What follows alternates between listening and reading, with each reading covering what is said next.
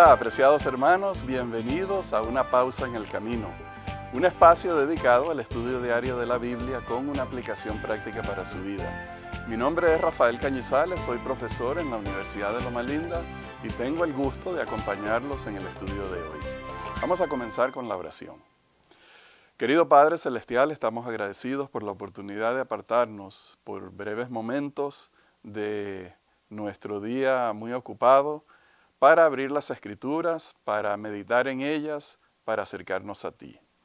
Rogamos el don de tu Espíritu Santo, sobre todo rogamos por la percepción espiritual.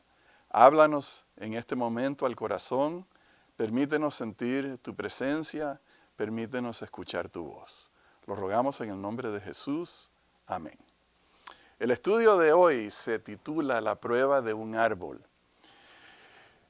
En el tercer día de la creación, Dios, nos dice el primer capítulo de Génesis, había creado la vegetación, las hierbas, los árboles, todo muy hermoso. También dice la Escritura que en un lugar del huerto Dios puso, o mejor dicho, en un lugar de su creación puso un huerto, el jardín del Edén. Y ese lugar era en extremo hermoso.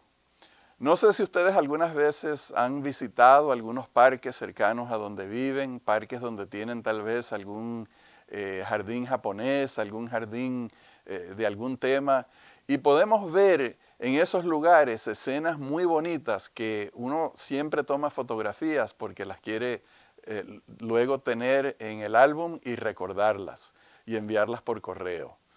Pues lo que nosotros que podemos disfrutar aquí de esa belleza no es sino una sombra de aquella hermosura y aquella belleza que Dios creó en ese huerto. Realmente era un lugar que podemos intuir de extrema belleza, porque ese era el hogar que Él le iba a dar a Adán y a Eva. Como vimos en la lección de ayer, cada vez que Dios creó, Él miró y vio que todo era bueno y hermoso en gran manera. Así que nos podemos imaginar que este hogar era algo maravilloso. Pero una cosa interesante que en medio de ese huerto, Dios puso dos árboles. Uno era el árbol de la vida.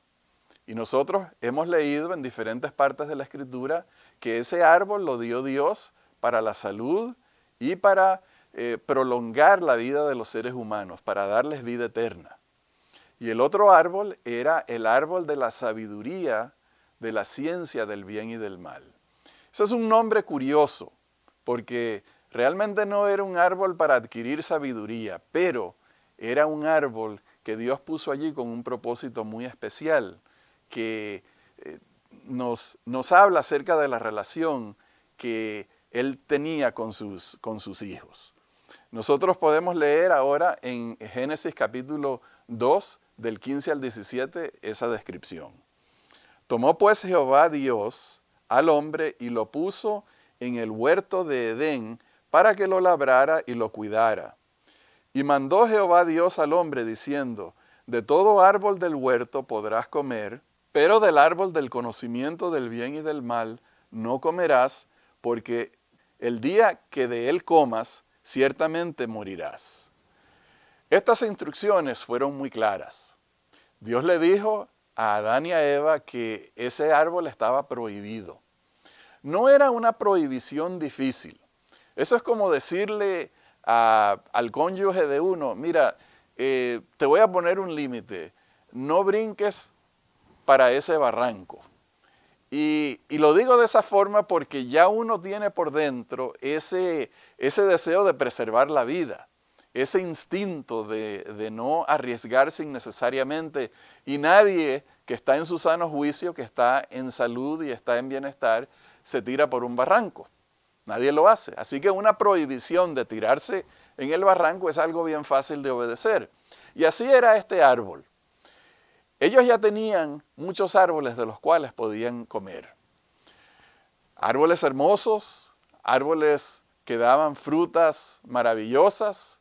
Dios les había dicho a ellos que todo árbol y toda hierba que daban semilla los árboles que dan semilla y la hierba que da semilla, eran para ellos comer, pero estaba ese ahí, el de la ciencia, de la sabiduría del bien y del mal, que ellos no podían tocar. Y uno se puede preguntar por qué había necesidad de poner ese árbol ahí, ya que ese fue el foco de la caída. Bueno, porque toda relación que tenemos los seres humanos tiene sus reglas del juego. Tiene las reglas de cómo nos relacionamos. Cuando usted, por ejemplo, habla con un doctor, usted lo llama doctor. Usted no le dice amigo o no le dice señor José, sino que le dice doctor por su apellido. Por esa relación que hay, esa distancia que hay, uno se dirige a ello con respeto. Cuando uno habla, si uno tiene la oportunidad de hablar con algún gobernador o algún presidente, uno lo llama señor gobernador o señora presidente. Hay ese respeto. Bueno, Dios había establecido una relación tan cercana con Adán y Eva que entre ellos había igualdad en mucho sentido.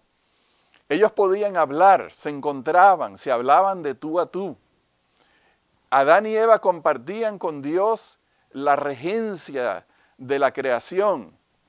O sea que parecía en un sentido no haber ninguna diferencia entre Adán y Eva y Dios.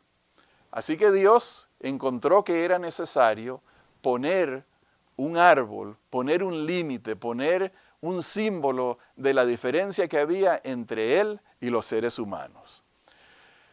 Y esa diferencia es precisamente de que Dios es el creador y el ser humano es la criatura. Y en alguna forma el ser humano tenía que reconocer que Dios estaba por encima y que Dios tenía poderes especiales que ellos no tenían. Hay una cita interesante en el libro Patriarcas y Profetas que dice lo siguiente: el árbol de la sabiduría había sido puesto como una prueba de obediencia y de su amor a Dios.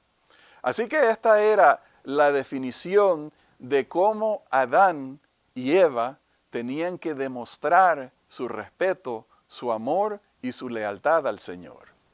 Lo único que tenían que hacer era mirar ese árbol de lejos y evitarlo.